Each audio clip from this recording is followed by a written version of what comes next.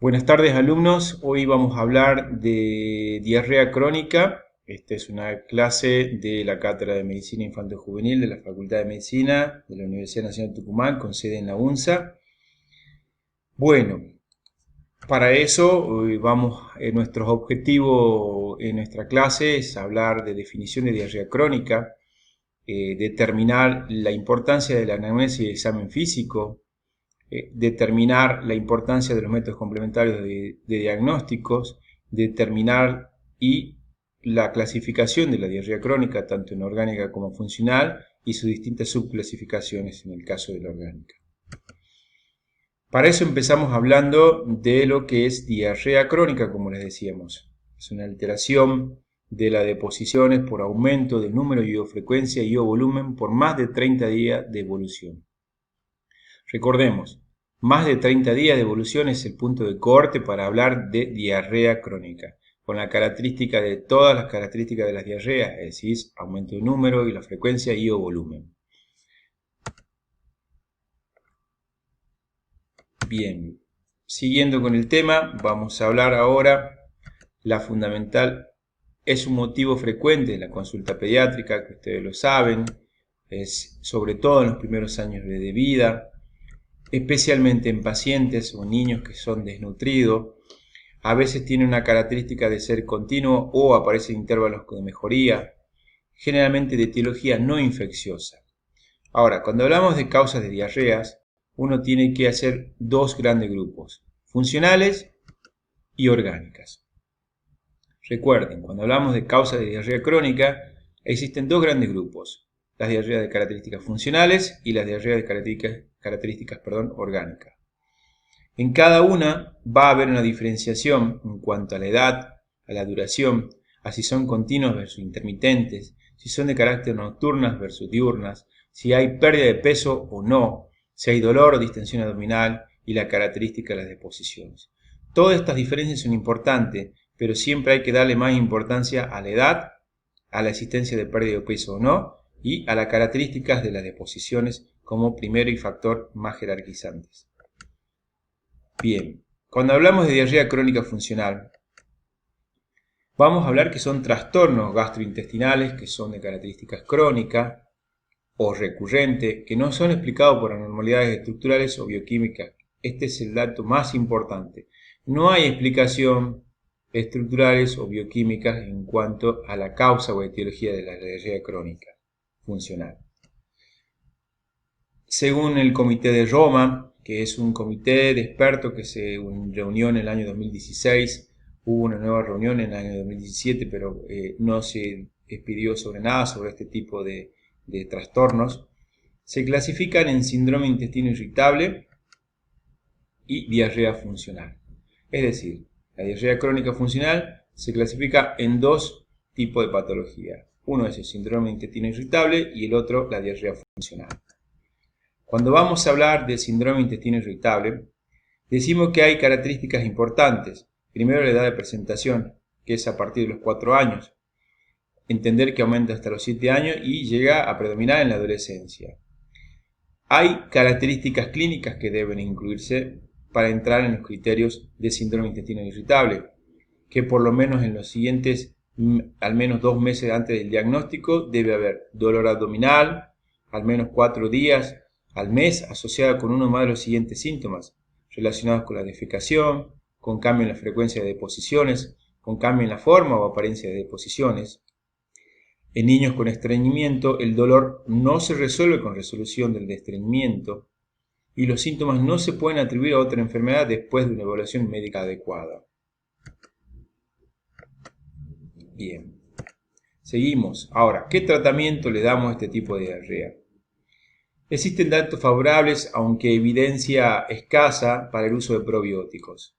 También se usan algunos tratamientos clínicos como ser antiespasmódicos y asintomáticos, dietas de reducción de la ingesta de monosacáridos y de disacáridos u oligosacáridos y polifenoles fermentables, conocido como FODMAP, y terapias conductales dentro de algunos tratamientos que existen. Se recomienda disminuir el contenido de fibras, otra cosa más, y su eliminación de hidrato de carbono casi mejora sus síntomas en un 40%. También reducción de grasas. Como ven, el tratamiento es más bien un tratamiento reducido a la desaparición de los eventuales presencia de ingesta de monosacárido, disacárido, sobre todo eliminación de los hidratos de carbono en generales, que son los representantes de los monosacáridos, disacáridos, oligosacáridos, y reducción de grasas. Ahora, el otro grupo es la diarrea funcional. En el caso de la diarrea funcional se debe cumplir los siguientes criterios: que tenga 4 o más deposiciones abundantes no formadas, diarias, indoloras y recurrentes. Los síntomas duran más de 4 semanas. El inicio se da entre 6 meses y 5 años. Como ven, nada que ver, ahí existe una diferencia con el intestino irritable, donde aparecen a partir de los 5 años y pueden tener mucho más impacto a nivel de la adolescencia. No existe fallo de Medro si la ingesta calórica es adecuada, es decir, si el niño está normalmente alimentado con un buen aporte calórico, no va a haber alteración de su peso. Bien, ahora, este síndrome es la causa más importante de diarrea crónica en el niño, por lo demás sano. Es decir, un niño sano que viene con 4 semanas de deposiciones, que entra dentro de lo que es diarrea crónica, es la causa principal de diarrea crónica en este caso. Ahora, los factores nutricionales pueden tener un papel importante en su patogénesis. Muchos de ellos tienen la tendencia a haber una sobrealimentación, es frecuente en estos momentos, excesivos consumos de azúcar simple, fructosa, fruitor, sobre todo en forma de zumos, hay jugos, gaseosas, y hay baja ingesta de grasas. Bien. Se han identificado factores causantes o exacerbantes, como en el caso de las infecciones entéricas, también la presencia de laxantes o antibióticos o dietéticos. Muchas veces estos niños presentan este tipo de infecciones o a su vez se les dan antibióticos y pueden presentar como causa de factor causante o exacerbante de este tipo. Las deposiciones típicas contienen moco o restos alimentarios sin digerir y a menudo son más sueltas a lo largo del día. La posibilidad de un síndrome malabsortivo en niños que cumplan todos los criterios propuestos es inesperable. Es decir, es poco frecuente que existan, digamos, síndromes malabsortivos en este caso, en estos niños. ¿Qué tratamiento realizamos? No son necesarias intervenciones farmacológicas, eso es lo importante. Sí, hay que hacer un ajuste dietético, si se detectan errores o desequilibrio en su ingesta, y cuando el mayor peligro es la privación calórica provocada por errores de dietas de eliminación. Cuando vamos a hablar de diarreas crónicas orgánicas, ya vamos a hablar que son unos cuadros que no mejoran, que no tienen periodos de remisión, con deposiciones generalmente nocturnas, con consecuencias ya en este caso nutricionales, y las deposiciones son tipo esteatorreico o con moco y sangre.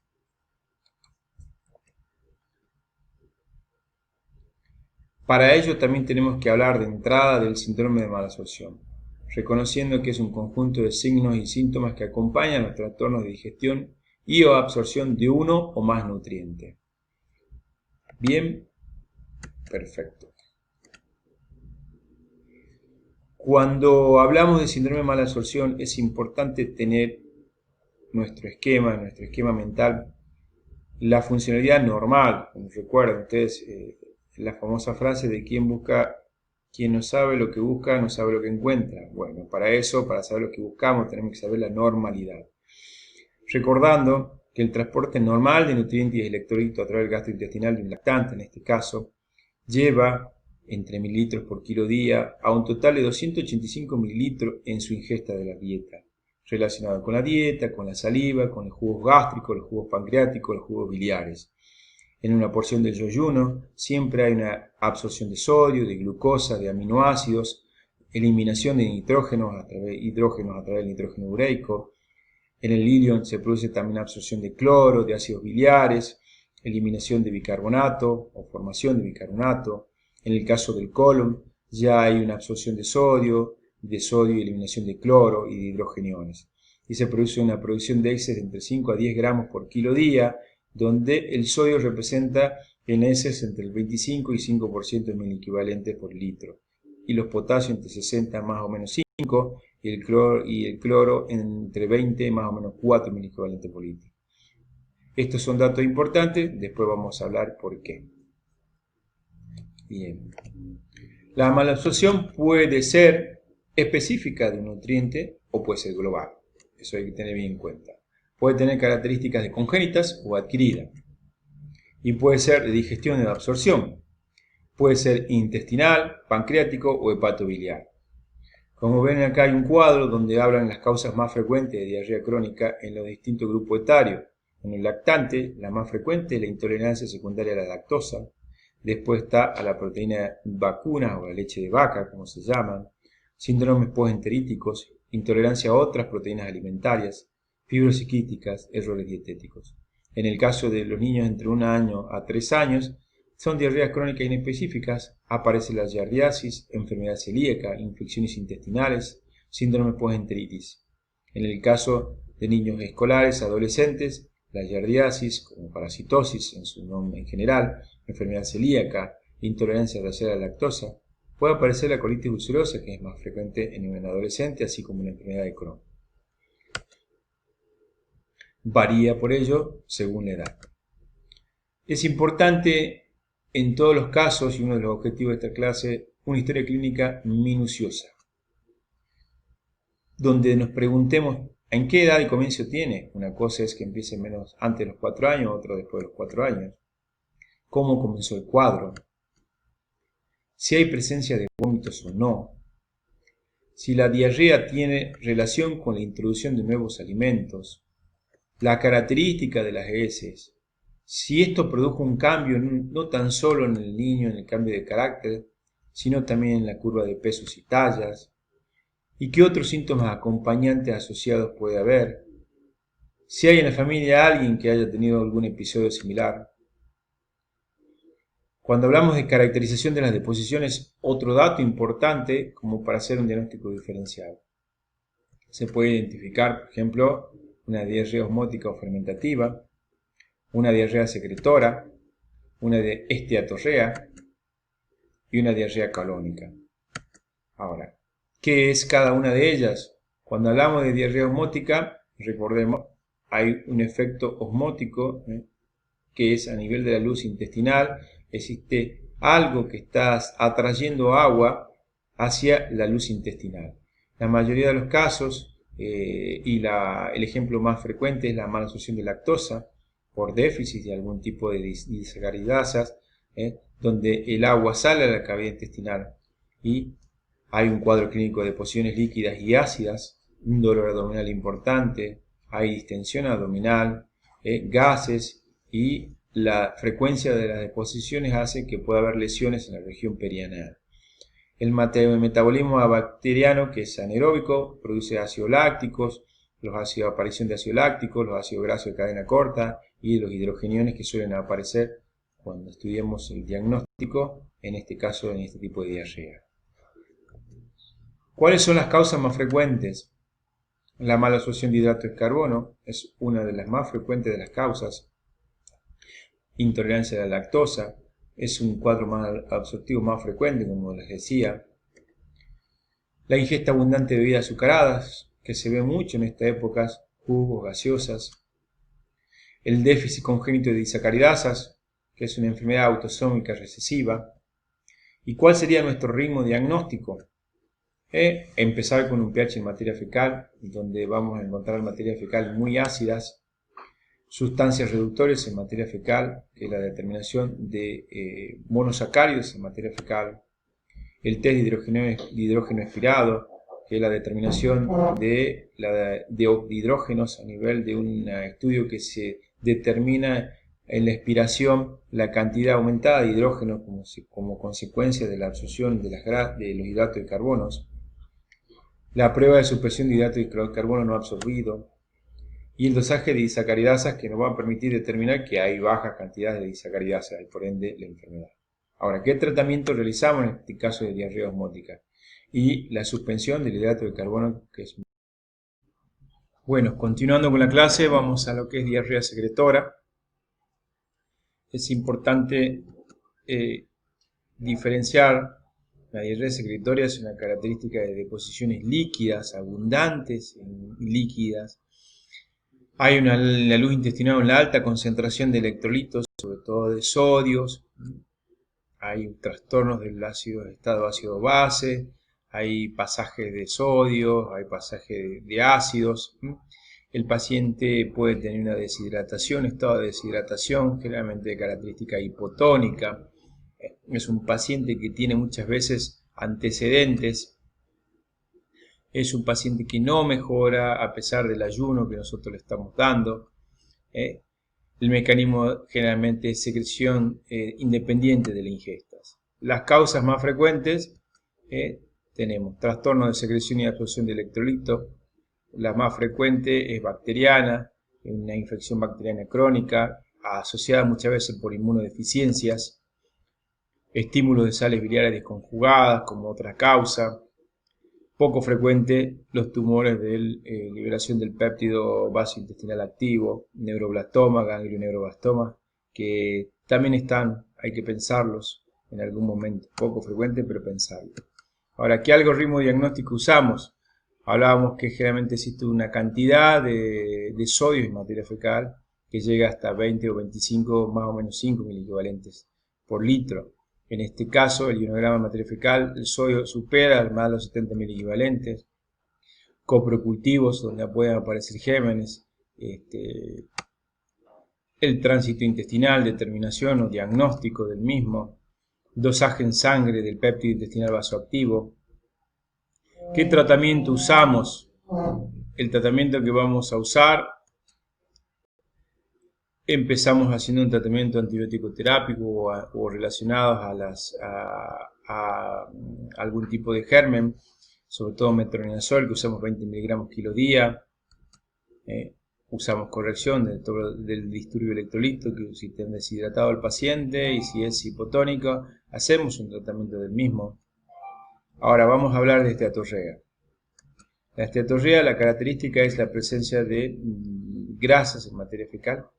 Son diarreas claras, abundantes, gasosas, de consistencia variable, no siempre líquidas. Hay distensión abdominal como una característica clínica, timpanismo, gases fétidos, dolor abdominal. Generan pérdida de peso y de tensión de talla. Las causas más frecuentes tenemos la intestinal, trastorno de la pared intestinal como una parasitosis, una giardiasis, estrongiloidiasis, dentro de los parasitosis más frecuentes. Menos frecuente, alergia a la proteína de leche vaca, enfermedad celíaca, hipobetalipproteína. Causas pancreáticas como enfermedad fibrosis quística pancreáticas, causa de hepatobiliar, colestasis, desconjugación de sales biliares. ¿Cuál sería nuestro algoritmo diagnóstico para la determinación? Recolección de 48 horas de materia fecal, menos de 100 gramos. El test de Van de Kamen, que es la determinación de grasas, el mismo. Esteatocrito, que tiene que haber un valor hasta 3%, si es más, estamos hablando de detención de grasa en materia fecal. Estudios específicos, si pensamos en la fibrosis quística pancreática, test del sudor, elastasa. Si pensamos en la enfermedad celíaca, anticuerpos antigliadina, antiendomicio, antiglutamina, tisular, biopsias. ¿Qué tratamiento? Primero, un aporte calórico elevado. Son pacientes que pueden tener pérdida bastante de peso. Fórmulas sin lactosas también. Triglicéridos de cadena mediana o corta, preferiblemente. Incorporación de la dieta. Recuperación nutricional. Reposición de vitaminas, sobre todo la dependiente de la vitamina D, E, K y A, que son las lipovitaminas.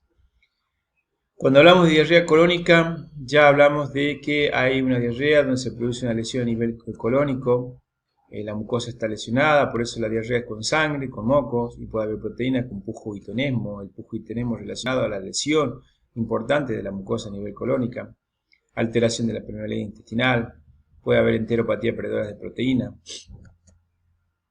sospecha de lesión producida por una entemoameba histolítica o colitis alérgica, o alguna enfermedad inflamatoria intestinal, como la enfermedad de Crohn o la colitis ulcerosa. ¿Cuál es nuestro algoritmo diagnóstico? Primero, un clearance de alfa-1 antitripsina para determinar la pérdida de enteropatía proteidora de proteínas. Enfermedades inflamatorias, pensamos indirectamente como algoritmo diagnóstico la endoscopia digestiva, a donde hacemos toma de biopsia de distintos sectores del intestino. Nuestra exploración física completa, donde vamos a hacer una valoración nutricional de peso, talla, donde vamos a determinar los índices, muchas veces que ya hemos estudiado en nutrición, la valoración de masa muscular, peso y talla, índice de masa corporal, como decíamos, índice de Waterloo, el índice de Waterloo 2, hábitos malabsortivos, es decir, si tiene distensión abdominal, si tiene disminución del panículo adiposo, la hipotrofia muscular. En el abdomen, determinar el dolor abdominal en la clínica, en masas, si existe la presencia de masas o visceromegalias, en la inspección perineal, sobre todo, determinar si existen fístulas o fisuras, consecuencia de ese aumento de la frecuencia de deposición en materia fecal, alteraciones mucocutáneas, en este caso relacionadas al déficit de vitaminas, como la coloración, aftas, presencia de aftas, exantemas, el pelo ralo, cuando hablamos, forma parte de la desnutrición, el edema, cuando hay alteraciones de la producción de proteínas o pérdida de proteínas. En todos los casos uno tiene que hacer una observación de criterio de hospitalización urgente. Para eso es importante el triángulo de evaluación pediátrica, recordar apariencia, la respiración y la circulación. La apariencia si es anormal, si hay una hipotenía, una desconexión en el medio, una mirada que esté alterada, irritabilidad o inconsciencia, la respiración. Si es anormal, determinar ruidos respiratorios o signos de dificultad para la respiración. La circulación, si es anormal, determinar la presencia de la coloración, cianosis, palidez, etc. Todo esto lleva a una desnutrición grave, como criterios de hospitalización urgente, a una deshidratación asociada de nutrición, a una deshidratación grave, circunstancias familiares adversas, signos de infección grave. Estamos hablando de sepsis en el caso. Desde ya, muchísimas gracias. Cualquier duda, ya saben, serán resueltas a través del trabajo práctico o si no, a través de nuestra página principal. Ustedes ya saben cómo consultarnos. Aprovecho para dar, digamos, esta imagen que fue la semana de la lactancia materna, que es importante. Muchísimas gracias.